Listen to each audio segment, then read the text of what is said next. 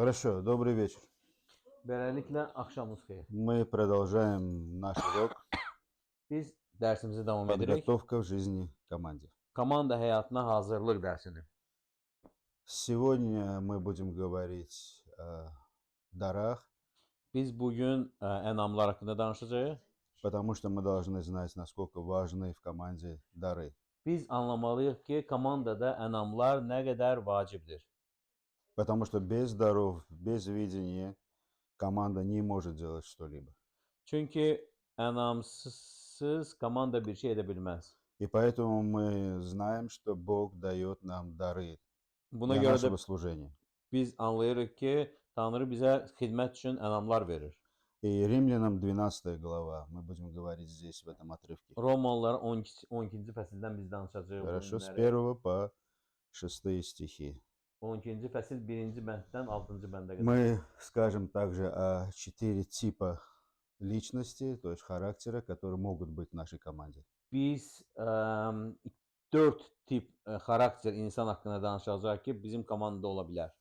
И поэтому, прежде чем мы будем говорить о дарах, может быть, это мы затронем на следующем уроке, Ona görə də birinci növbədə bu ənamlar haqqında danışmazdan öncə biz buna növbəti dərsdə мы как toxunacağıq. бы поговорим о важности этих даров, Biz bu ənamların vacibliyi haqqında как danışacağıq. Бог подготавливает и мотивирует нас для того, чтобы мы функционировали в нашем служении через эти дары.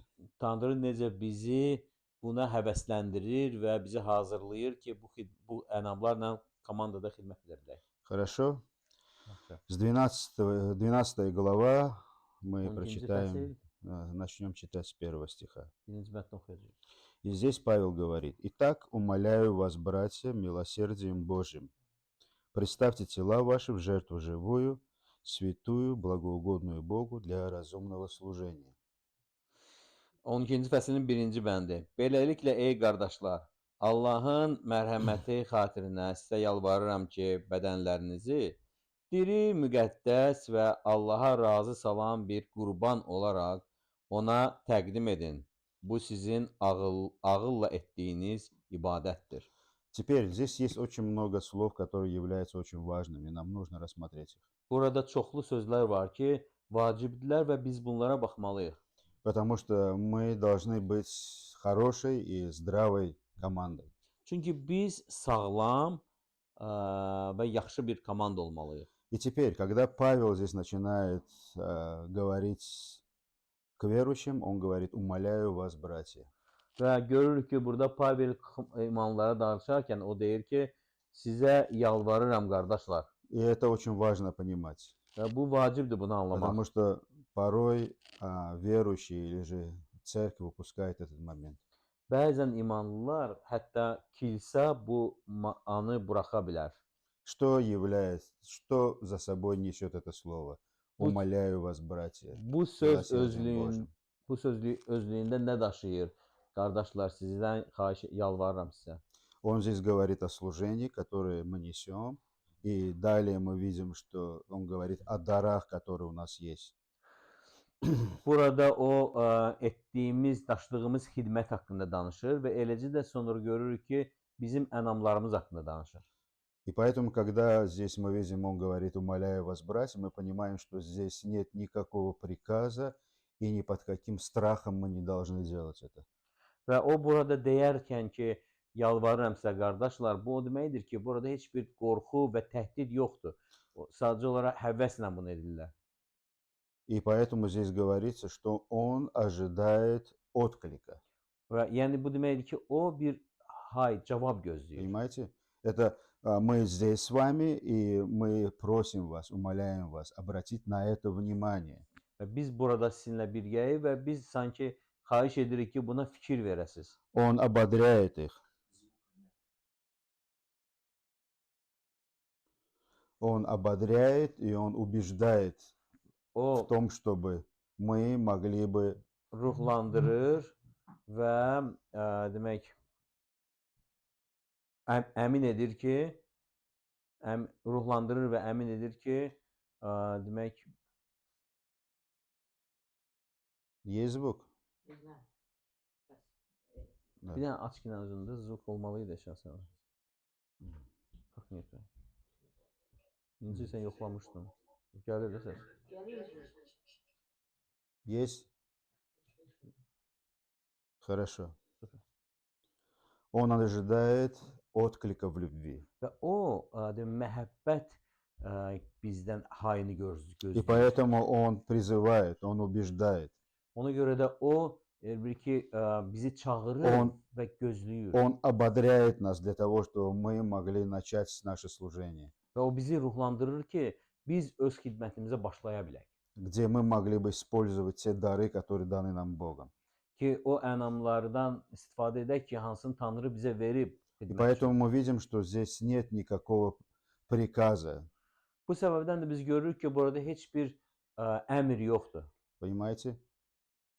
И также нет внутреннего страха, və heç bir daxili qorxu da yoxdur. что я должен это делать, потому что я теперь верующий, Yəni mən bunu etməliyəm çünki mən imanlıyam я должен это делать, потому что Бог требует от меня это, və yaxud da ki mən bunu etməliyəm çünki Tanrı məndən bunu tələb я edir. должен это делать, потому что я могу попасть под дисциплину, Və yaxud da ki mən bunu etməliyəm çünki əks halda mənə təlim, tərbiyə или nəzarəti или olacaq. же я что-то потеряю, поэтому я должен это делать. Və yaxud da ki mən nəyisə itirə bilərəm, ona görə mən bunu В etməliyəm. худшем случае, когда есть эта нездравая доктрина, что я потеряю свое спасение, если я не буду активен в своем служении Və Богу. ən pisi də ki, əgər sağlam doktrin yoxdursa, onda mən düşünə bilərəm ki, mən xilasımı itirə bilərəm, əgər mən aktiv Но мы deyiləmsə. здесь видим, что нет этого отношения у Павла. Amma görürük ki, Pavelin bu barədə heç bir vurğusu yoxdur. Он понимает о том, что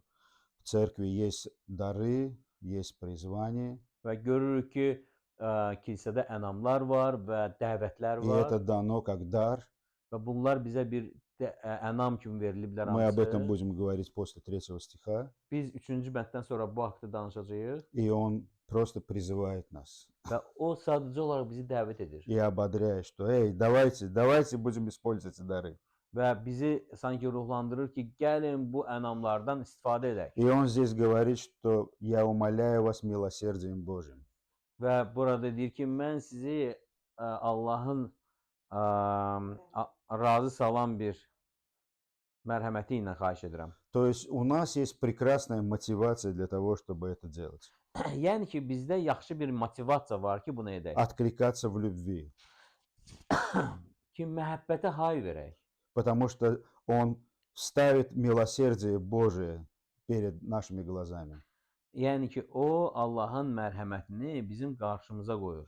Потому что Бог сделал так много для нас. Yəni ki, Allah bizim üçün o qədər işlər görüb ki, И давайте будем откликаться. və gəlin buna hay verək. Потому что все это мы имеем сегодня по милости Божьей.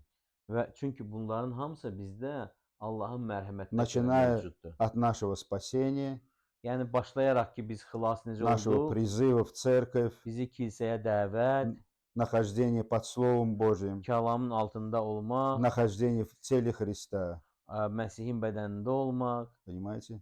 Мы, размышляя об этих вещах, мы можем сказать «да» Богу в нашем служении.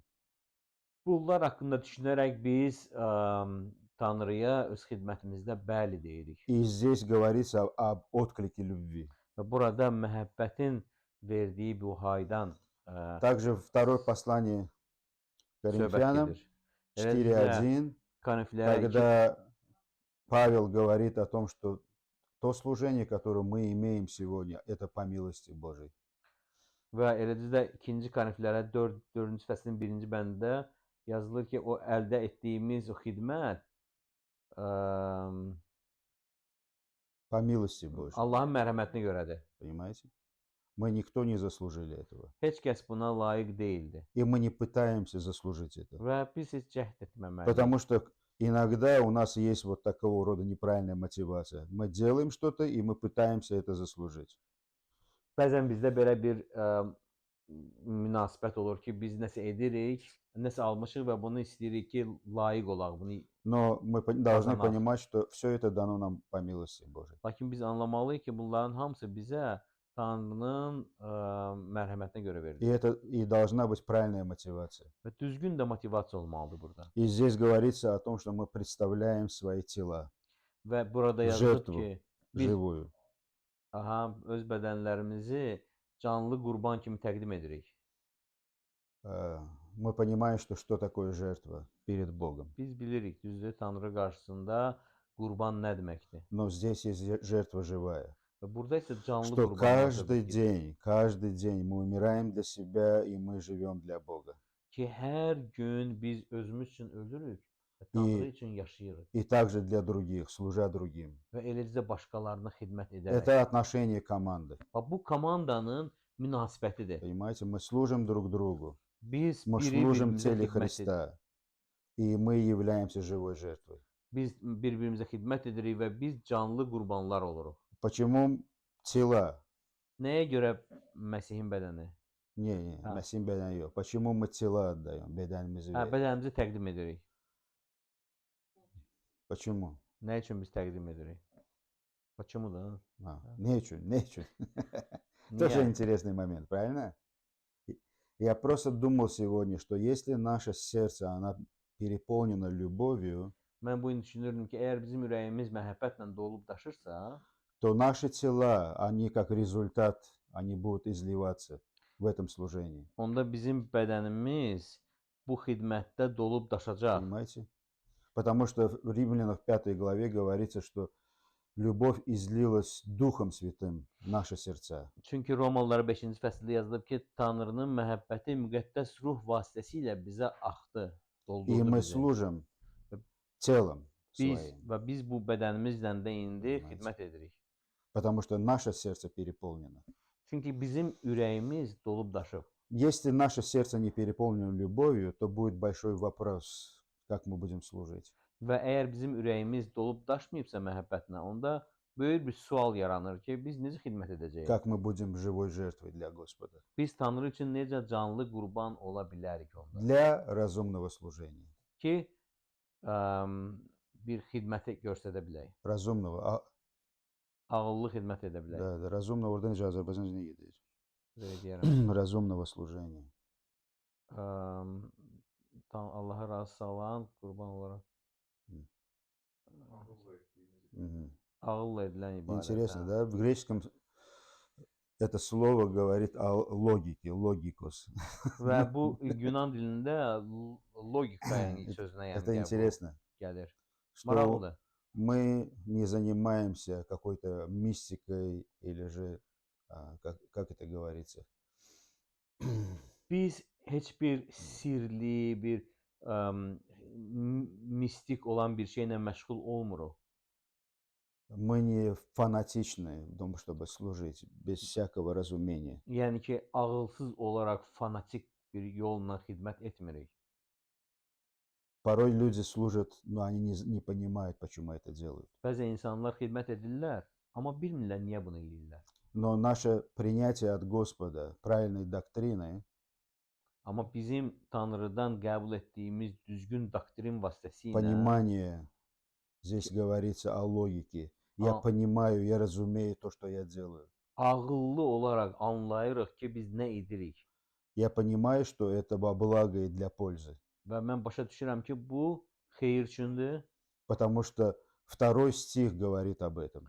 Çünki ikinci bənd bax bunun haqqında danışır. Когда мы не сообразуемся с веком этим, но преобразуемся обновлением ума нашего. Və yəni o zaman ki, biz bu dünya ilə uyğunlaşmırıq, əksinə düşüncəmizin təzələnməsi ilə yenilənirik. Нам нужен новое отношение, нам нужен новый преображенный ум. Yəni bizə yenilənmiş, dəyişmiş əql lazımdır. Мы не можем служить Богу во всем своем старом, Biz öz keçmişimizlə Tanrıya xidmət edə bilməyəcəyik. потому что мы родились, то есть нам не нужно сообразовываться, мы в нем родились. Yəni Понимаете? ki, biz Tanrıda yenidən doğulduq. Biz köhnə ilə eyniləşməməliyik. И поэтому сообразование это это не заставляет нас делать какой-то большой труд для этого.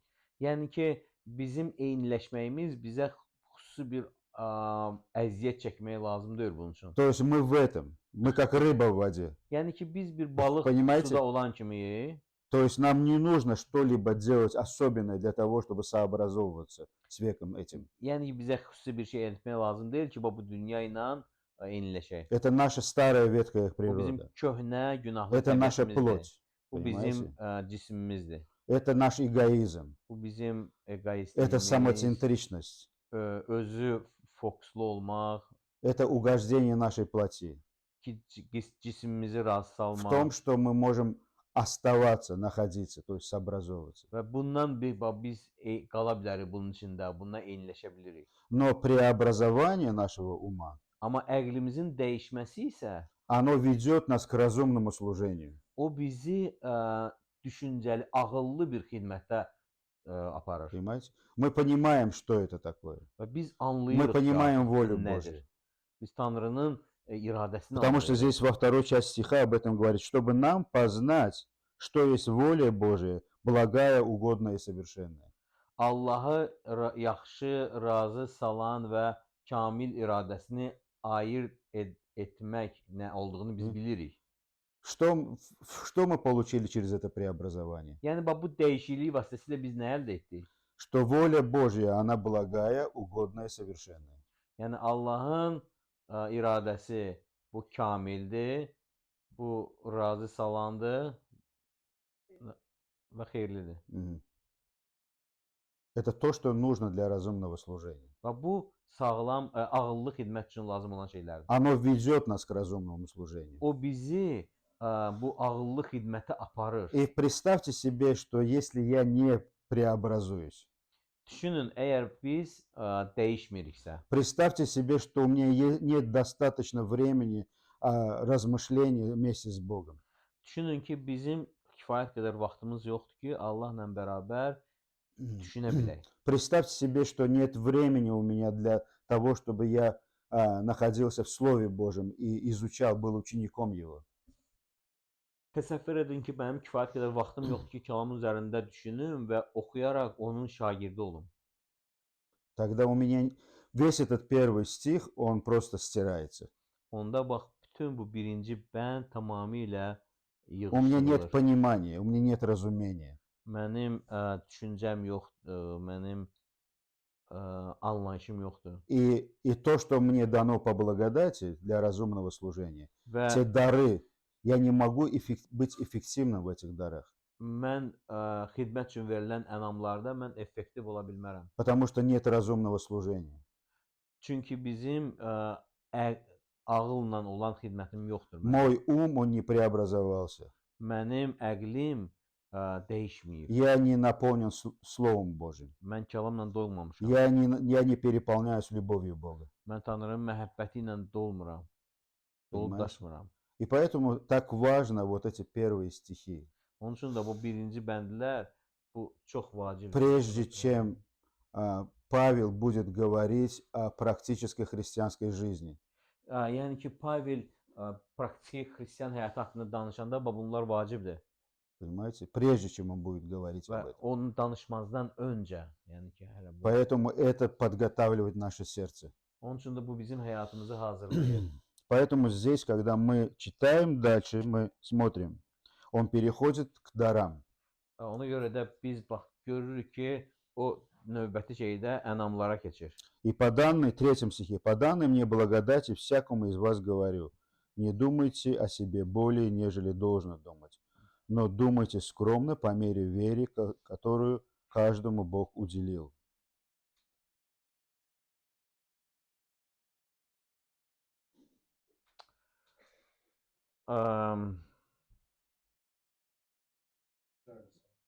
Третий стих. Охо. Glava.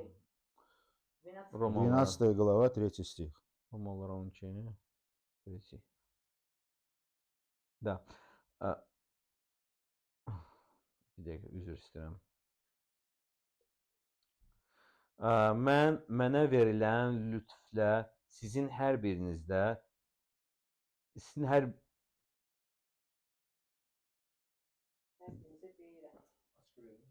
hər birinizə deyirəm ki, lazım olduğundan artıq özünüz barədə yüksək fikirdə olmayın. Lakin hər biriniz Allahın ona verdiyi imanın ölçüsünə görə ağıl, kamalla düşünün.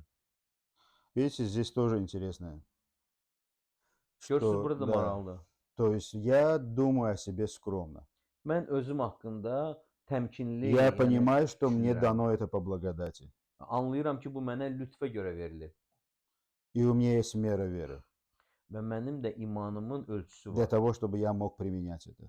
ki, bunu istifadə edə bilim. Я не превозношусь, я не соревнуюсь. Mən yəni ki, mübarizə aparmıram və yaxud da ki, müqayisə Я aparmıram. не ищу славы в этом. Özüm üçün bir izzət axtarmıram. И слово скромно говорит о благоразумии. Və То есть у меня есть здравый ум. yəni mənim ağıllım, məntiqi bir düşüncəm var. Sağlam bir düşüncəm var. Да. И вера, она является здесь ресурсом для моего служения. Və iman da burada mənim xidmətim üçün bir Мы vasitədir. впоследствии будем говорить об этом. Və biz bu haqda danışacağıq. Но это ресурс, который Бог dает мне. Amma bu o ölçüdür ki, Tanrı mənə verir. Потому что без веры мы не можем что-либо делать. Çünki imansız biz heç nə edə bilmirik. Потому что это не от меня. Çünki bu məndən deyil. Да. И мне не нужно как бы делать что-либо сверх своих сил. Yəni ki, mən öz gücümdən artıq iş görməli deyiləm. Понимаете? Потому что иногда у людей бывает, они останавливаются в том, что это сверх моих сил. Я не могу это делать. Və bəzən insanlarla baş verir. Onlar dayanırlar və etiraf edirlər ki, bu mənim bacarığımdan çox yüksəkdir. Понимаете? Но на самом деле у нас есть разумное служение. Мы понимаем, что это сверх моих сил, но у меня есть вера, у меня есть сила Божия для того, чтобы совершать это служение. Amma bəzən biz başa düşürük ki, bəli, bu mənim gücümdən artıq olsa da Tanrının lütfü var ki, mənə kömək edəcək bu işdə. И в 4 стихе мы видим, что «Ибо как в одном теле у нас много членов, но не у всех членов одно и то же дело, так и мы, многие, составляем одно тело, но во Христе, тело во Христе, а порознь один для другого члена». Ona görə 4-cü və 5-ci bəndlərdə yazılıb ki, çünki bizim bir bədənimizdə çoxlu üzvlər olduğu halda onların hər birinin vəzifəsi heç də eyni deyil. Eləcə biz də çox olduğumuz halda Məsihdə bir bədənik və ayrı-ayrılıqda bir-birimizə bağlı üzvlərik. Мы видим, что здесь есть различные духовные дары. Görürük ki, burada müxtəlif ruhani ənamlar И var оно дополняет тело. və o bədəni tamamlayır. Как в первом послании к Коринфянам 12 главе говорится. Necə ki, Korinfillərə, 1-ci Korinfillərə 12 главе 12-ci fəsildə говорится, yazılıb да. bu barədə. Там применяется Павлом физическое тело для описания этих даров. Və Pavel tərəfindən fiziki bədən nümunə göstərilir ki, necə bu ənamları qəbul olunur. Чтобы тело двигалось, нам нужны все его члены. Ki, bədən hərəkət etməsi üçün onun bütün üzvləri ona lazımdır. Понимаете? И поэтому здесь также мы видим, что каждому дано особо. Və ona görə də görürük ki, burada hərəyə xüsusi şeylər verilib. И мы также должны понимать, у каждого члена есть особый дар, который нет у другого. Və biz anlamalıyıq ki, eləcə də hər üzvün öz xüsusi ənamı var ki, o başqa birində olmaya И bilər. нет одного и того же дела. Eyni özdə təkrarlanan iş də yoxdur. Хорошо? И эти дары для того, чтобы назидать команду и назидать руководителя. Və bu ənamlar da məhz onun üçündür ki, komandanı və rəhbərləri ruhlandırsın. Также руководитель очень важен в этой команде. Eləcə də rəhbər bu komandada çox vacibdir. Потому что без руководителя нет команды. Çünki rəhbərsiz komanda olmur. Также без команды нет руководителя. Eləcə də komandasız da rəhbər Понимаете, мы ola должны bilməz. это понимать. Biz bunu anlamalıyıq. И мы должны думать скромно о себе, мы благоразумно думаем о Biz себе. özümüz haqqında çox ağıllı olaraq И мы не düşünməliyik. думаем таким образом, вот если бы не я, то развалилась бы вся команда. Və biz belə demirik ki, əgər mən olmasaydım, bütün komanda dağılardı. Понимаете? Мы скрепляемся друг с другом, каждый Biz член hər команды. bir üzv komandanın daxilində biri-birimizlə bağlı olmalıyıq. Даже когда мы думаем о каком-либо члене, что он вот слаб, да, вот не тянет он. Və başqa bir üzv haqqında hətta danışarkən ki, o zəifdir, o çatdıra bilmir. Но тело мобилизуется для того, чтобы этот член команды, он имел свою функцию, как бы, чтобы mог он тянуть. Və o zaman bütün bədən mobilizasiya olur ki, birləşir ki, həmin o zəif üzvü dartsın özü ilə daşıya bilsin. И очень важная вещь, которая также здесь упоминается, Və başqa bir vacib olan что невозможно испытать эти дары в своей практической христианской жизни, если мы не ходим по вере. əgər biz imanla gəzmiriksə, onda bu ənamları öz praktiki həyatımızda, xristian həyatımızda tətbiq edə bilmirik. Поэтому здесь говорится по мере веры, которую каждому Бог dал. Ona görə də burada yazılır ki, По мере веры, которую каждому Бог уделил. ölçüsünə görə, verilən imanın ölçüsünə görə. Хорошо? Например, в 6 стихе говорится, если ты пророчествуешь, то пророчествуй по мере веры. Çünki 6-cı bəndə bax yazılıb. Əgər peyğəmbərlik edirsənsə, onda bunu imanın ölçüsünə görə etməlisən. Вот, например, İstəmirəm işə. Çox sağ ol. Вот, например, сейчас мы будем говорить о 4 типах личностей. Biz məsəl üçün bax bu 4 müxtəlif insan haqqında Допустим, мы можем здесь и сказать, что этот человек проповедник. Və bu insan deyək ki, vaizdir. Он наполнен словом, O sözlə и dolu очень даже возможно, это его естественный дар, və ola bilər bu onun təbii bir ənamıdır что он не является оратором. ki, o То есть это естественно, что он не может быть оратором. təbii olaraq o ola bilər ki, natiq olmasın, Но по вере amma imanla он может быть проповедником. o vaiz ola bilər. Понимаете? Или же, допустим, евангелист. Və yaxud da ki, müjdəçi. Мы призваны, чтобы мы были евангелистами. Biz çağırılmışıq ki, müjdəçi olaq. Но есть достаточно и очень много людей, которые в этой сфере, они как бы естественным образом, они не могут общаться с людьми, они могут как бы подходить и говорить с ними. Amma bu sahədə çoxlu insanlar var ki, onlarda təbii olaraq bu müjdəçi ənamı yoxdur. И это нормально, потому что мы не были евангелистами ни вчера, ни третьего дня, как Библия говорит. Bu normaldır. Çünki biz nə dünən, nə sıra gün şey olmamışıq, müjdəçi olmamışıq. Азербайджанский вариант не библейский. Да, это evde pişmeyip komşudan da gelmeydi bu. Правильно? Но что, Anadan müjdəçi doğulmamış. но что происходит? Мы молимся, мы понимаем, что Бог dал нам это. Amma biz dua edirik və biz istəyirik ki, Tanrı bunu bizə versin. Бог dал нам это. Tanrı bizə verib bunu. И мы понимаем, что есть мера веры, которую Бог также дает нам. Biz eləcə anlayırıq ki, imanın ölçüsü var ki, Tanrı bizə verir. И мы делаем это по вере. Və bunu biz imanla edirik. И потом мы удивляемся, как это у нас получается. Və sonra da təəccüblənirik ki, necə bu bizdə alınır. И теперь 4 характера, допустим. Və 4 Говорить об xasiyyət. этом. То есть в христианской жизни мы хотим, чтобы мы освободились от тюрьмы нашей личности. Və biz xristian həyatında bizim şəxsiyyətimizin həbsindən azad olmaq istəyirik. Потому что мы формировались как личность, правильно, в своей жизни. Biz öz həyatımızda bir şəxsiyyət kimi И мы часто не хотим выходить из этого. və biz çox vaxt heç bundan çıxmaq Может быть, istəmirik. даже до принятия Христа мы даже не думали, чтобы выходить из этого. Və Məsihə qəbul etməzdən öncə biz heç düşünməzdik ki, bundan çıxmaq istərdik. И мы даже думали, что это самое лучшее у меня. Və deyə bilərdik ki, bu məndə olan ən yaxşı olan şeydir. Правильно?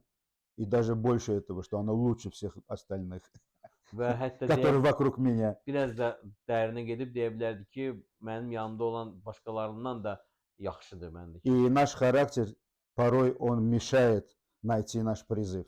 Və bəzən mənim xasiyyətim mənim xidmətimi, çağırışımı təyin etməyə maneçilik Но elədi. также, когда мы нашли свой призыв, O zaman ki mən öz çağırışımı tapdım, но наша личность, она может быть прекрасным помощником в этом. mənim şəxsiyyətim bax bunda gözəl bir köməkçi ola bilər. И наш характер может быть прекрасным как бы служителем. Və mənim xasiyyətim gözəl bir xidmətçi ola bilər. Понимаете? Когда мы позволяем Богу для того, чтобы мы могли бы развиваться в этом O zaman характере. ki biz Tanrıya icazə veririk ki, biz bunda inkişaf edək. Понимаете? Например, есть люди, которые человеколюбивые, они общительные, они любят проводить время с людьми. İnsanlar var ki, onlar insan sevərdilər, insanlarla ünsiyyət qurmağı xoşlayırlar. Им не трудно быть в обществе, им не трудно быть с людьми. Onlar üçün cəmiyyət içində olmaq, insanların arasında olmaq çətin deyil. Потому что или же команда, или же тело Христа – это и есть общество. Çünki Məsihin bədəni və yaxud da komanda bu bir cəmiyyət kimi bir şeydir. И мы находимся там. Biz onun içindəyik. И для некоторых людей, может даже для не некоторых, а достаточного количества людей, для них это как бы не по себе находиться среди такого общества. Və bəlkə də bəziləri üçün, hətta deyərdim ki, çoxları üçün belə bir cəmiyyətin içində, belə bir qrup insanların arasında olmaq o qədər də asan Они deyil. как бы, чтобы поздороваться с одним или с другим человеком, для них составляет большую трудность. Bir və digər başqa bir insanla görüşüb salamlaşmaq onlar üçün müəyyən bir çətinlik yaradır. То есть они не общительны. Ya Это не onlar говорит, что они плохие, ünsiyyət, но у них такой типаж. yəni ünsiyyətçi deyillər. Onların yəni ki, bu xasiyyəti belədir. Они любят быть обособленными, уединяться. Xoşlayırlar ki, tənha olsunlar, özlərinə qapansınlar.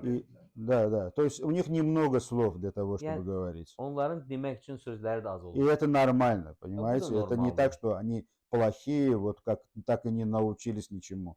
Yəni bu o deyil ki, onlar yəni pisdilər, onlar heç nəyi öyrənmədilər. Но мы здесь призваны в тело Христа. Amma biz Məsihin bədəninə çağırılmışıq. И мы здесь для людей. Biz insanlar üçün buradayıq. И для каждого из нас есть мера веры для того, чтобы мы могли использовать это. Və bizim hər birimiz üçün də imanın ölçüsü var ki, biz bunda fəaliyyət göstərə И bilərik. мы можем делать при помощи веры. Və bunu da biz iman vasitəsilə edirik. А не как бы естественного нашего характера. Lakin öz təbii xasiyyətimizlə bunu etmirik. Понимаете? Поэтому мы должны освободиться из этой тюрьмы. Вот как люди говорят, вот у меня вот такой характер, да, я по-другому не могу. Biz yəni bu xasiyyətin, şəxsiyyətin həbsindən azad olmalıyıq. Necə ki, bəzi insanlar deyirlər ki, mən beləyəm də dəyişmirəm. Понимаете?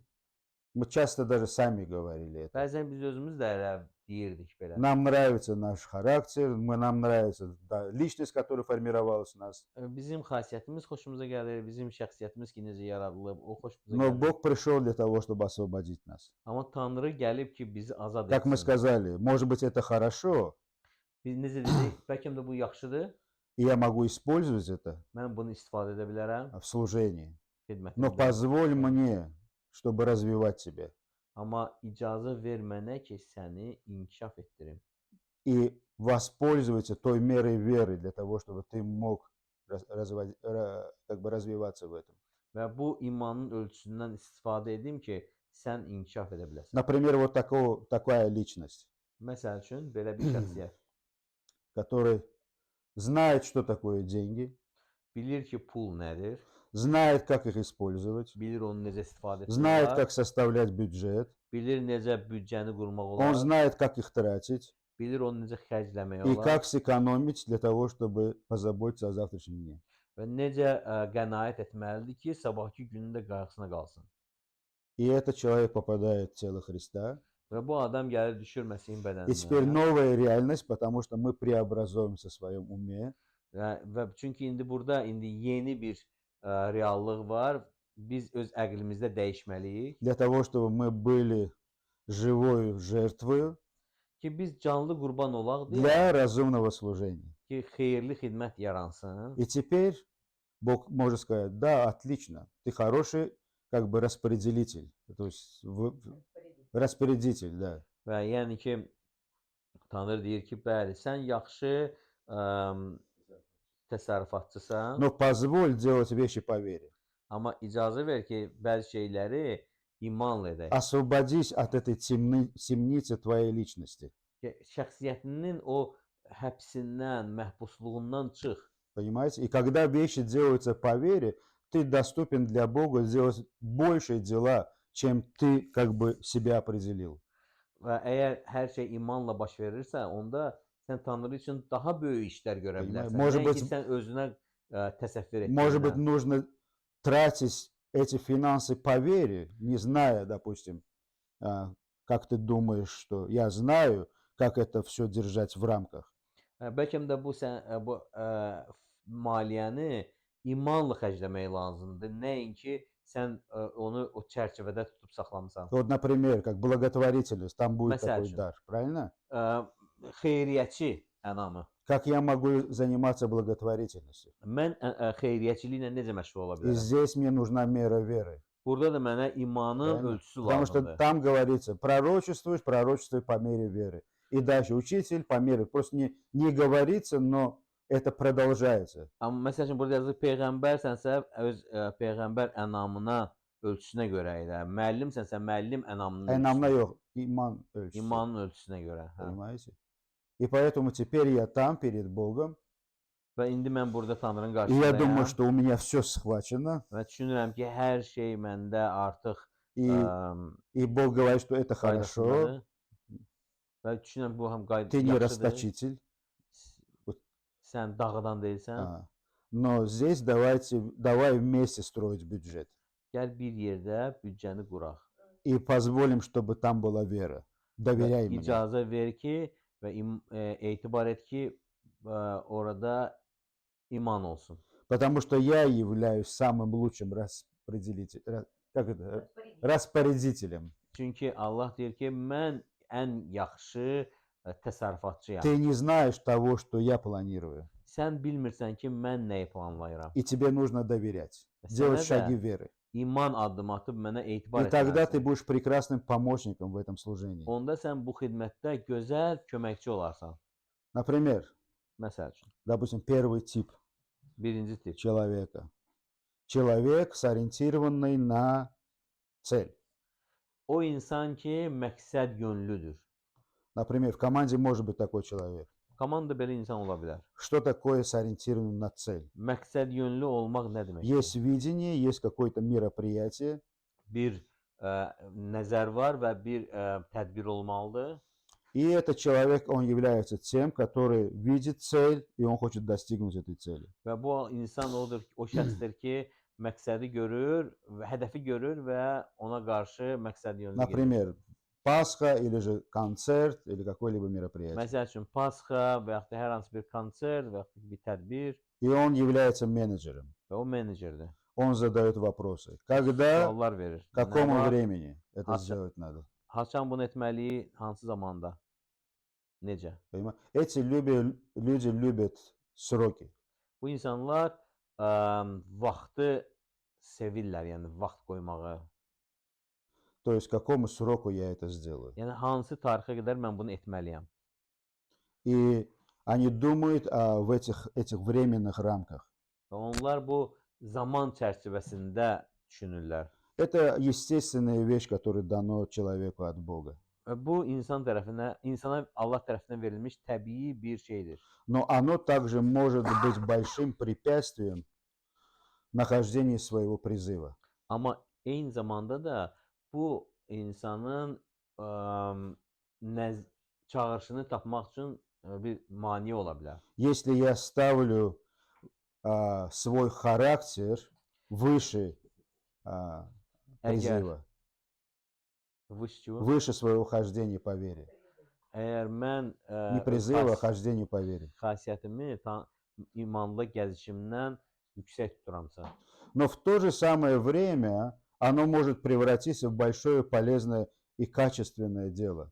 Eyni zamanda isə bu çox faydalı və keyfiyyətli bir şeyə çevrilə bilər. когда я хожу по вере. O zaman ki, mən imanda Понимаете? gəzirəm. Потому что есть большая нужда в церкви такого рода людей.